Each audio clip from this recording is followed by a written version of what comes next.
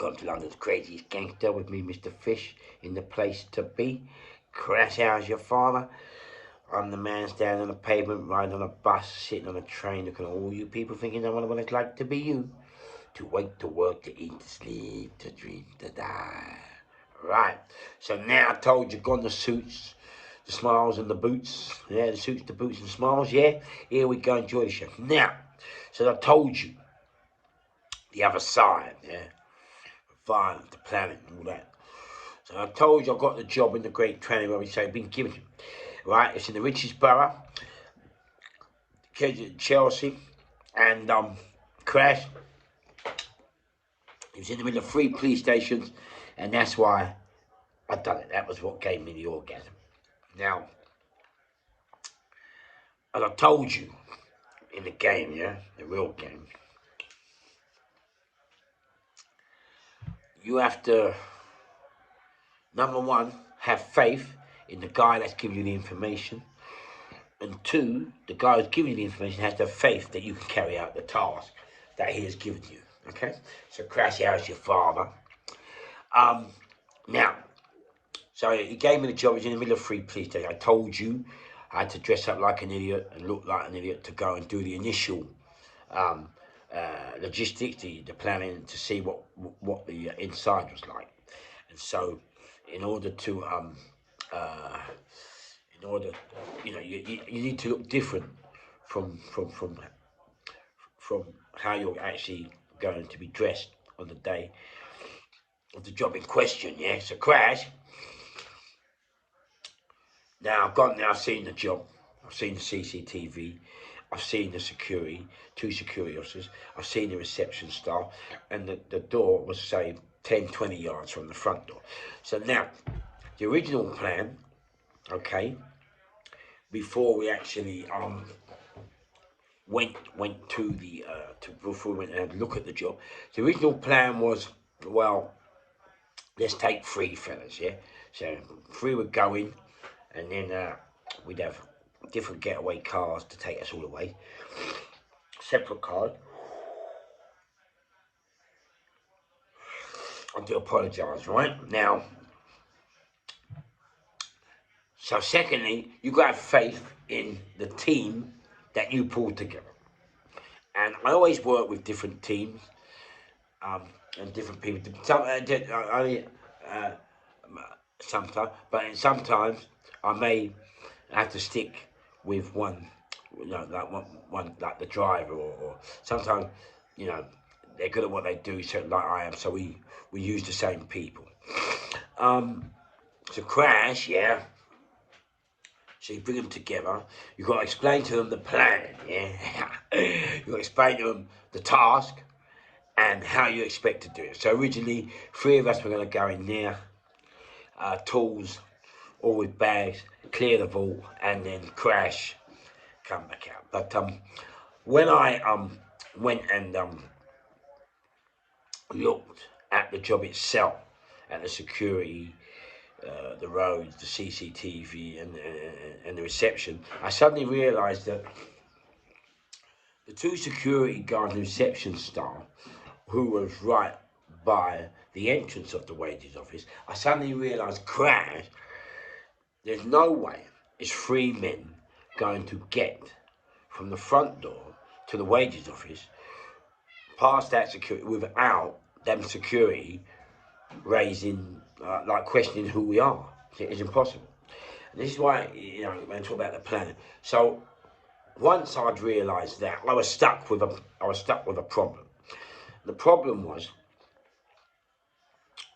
how am I going to get from the front door to the wages office without raising the suspicions of the 2 security and the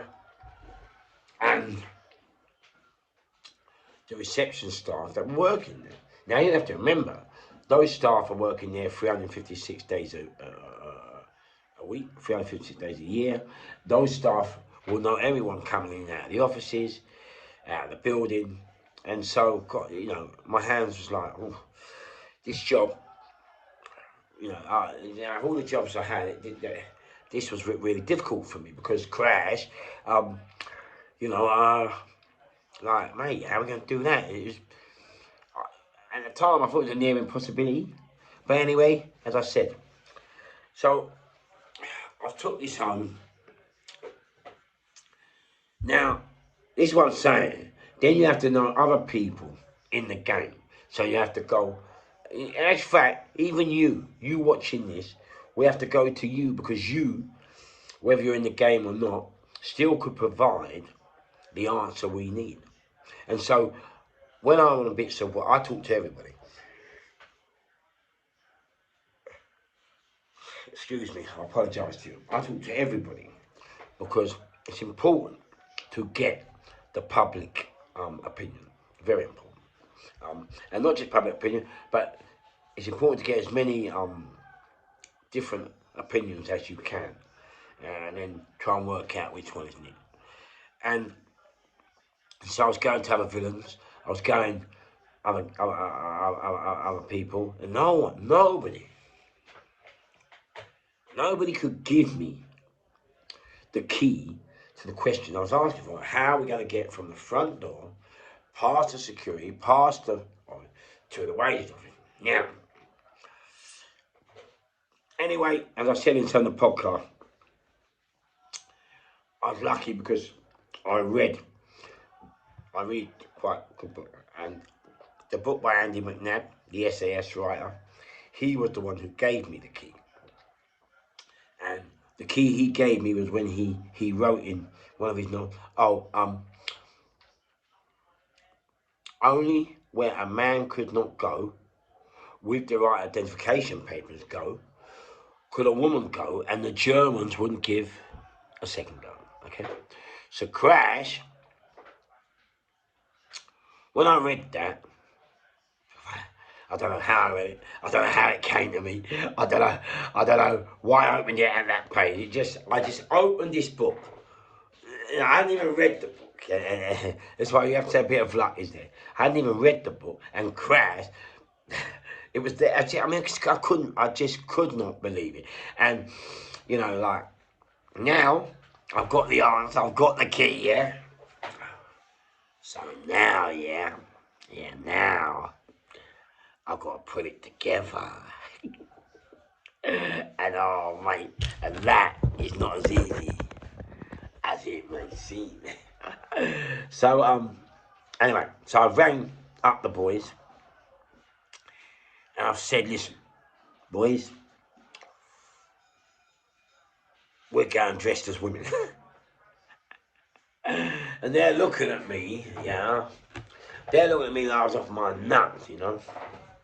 Like, I mean, I'm not surprised. Some of them are big lumps, and they couldn't go, even if they wanted to, yeah. So it was quite funny, you know. So anyway, Crash. So now we've got the hard part, like who's gonna dress you up as a woman, and so I had to go to some of my girlfriends, ladies, yeah, Nicola, you know who you are, gangster, love you, and I had to go to them to find out if they could dress me up as a stunning, dazzling, but I've been interrupted. Crash, yeah. So Crash, how's your father? What's happened? Yeah. We got the silicone implants, the tights, the dress, the flat shoes. You know, I could walk around one eye of the flat shoes. Yeah. The wig, mate. It was stunning. You know what I mean? Yeah. Now, so I've got the. We made up an identification badge. I've got the badge. So everything's ready now. The most important part. The most important part is Crash. Anyone can commit a crime. And when you go to court, it might not be the crime you're getting sentenced for, it's the words that you use you're getting sentenced for. And so, you know, I mean, if we want to commit a crime, what we have to do is, you have to say, oh, well, to take it away from committing, you've got to say, oh, well, what I had planned was, well, I had a house repossession, and fearing my house was going to get repossessed, I committed this crime to get the money in order to stop the repossession. Now that has taken it away from criminality, yeah? So, crash, you know, and that there gives you maybe 3-4 years rather than 12, 15 or 99. 99, yeah, crash. Yeah. So, boss, so now I've got to decide. Now here's what I'm talking about. Now we've got to decide what tools are going to be needed, and if the tools, and if the tools are dangerous, like guns and things, then we have to decide how we're going to use that gun to control people, and if it can't control, are you prepared to let off in order to keep control, or to quell any resistance, you see? And so that's a very important part of that, because you understand, taking a tool like that already, you understand already instills fear and discipline. And then you have to understand that if the other people, and you all know the other people, you know, the other people, yeah, cry, yeah. You understand the other people are coming, yeah. Oh, yeah. They're coming armed, proper.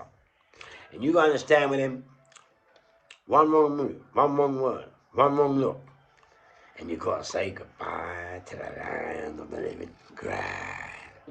Yeah. So, boss, yeah. So you got to take all this into account, yeah. You got to make sure that when you take that, whatever tool it is, you got to make sure that the people that you are trying to control can see and understand that, mate, is he serious or is he not? Will he pull the trigger or won't he? These are the things, everything you got to take into question, yeah. And I'm talking about the planning. So I'm talking about people laugh about the stories, but they don't know the hard work and the pain. And you got to remember now, yeah, taking a gun, yeah. You got to remember taking a gun on a bit of work, yeah. You got to remember already raises the stakes of the job, yeah. Now you shoot someone, then you've raised it up. I mean, God, the threat level is past higher than code. And so you need to, all this has to be taken into account, yeah? And then you got to take into account what happens if you come out and other people get involved. Are you going to shoot them? That's what you got to take into account, yeah? Are you prepared to do the burn? Are you prepared to take the consequence? And that is what the planning is all about. And you know, when you go there, being a controller, mate, it's not nice. Yeah, you gotta be evil. You gotta be in the dark. They gotta see the face. Yeah, don't fucking move. Yeah, don't fucking move. Yeah, mate. One move and I blow your fucking. You have to know. You gotta be serious. You gotta let them know that you ain't playing no games. And that's another thing people find very hard to do. And then if you do have to hurt them, you gotta be prepared to, mate, accept the blood, yeah? You got to accept the blood, the shot. You have to be prepared to accept the damage that you've done. And you also got to be prepared to accept the slap if it goes wrong for the damage that you have committed, okay? So these are things that go on. And you know, I see a lot of people shooting now. A lot of people shooting happening in our community and stuff.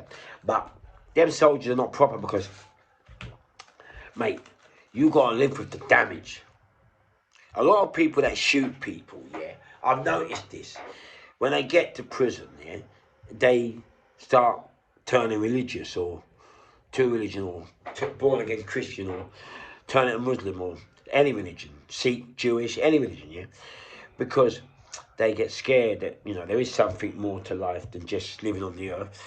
And so crash, you know, it changes them. So you have to make sure you're prepared for that side of it. It's hard work, mate. It's hard work, yeah? And so, so I've got the dress. I've got the dress. Now, the dress also, and the wig, also takes care of the CCTV. Yeah? Now, I hope I don't look like me. But will I look like me anyway? Cry, yeah?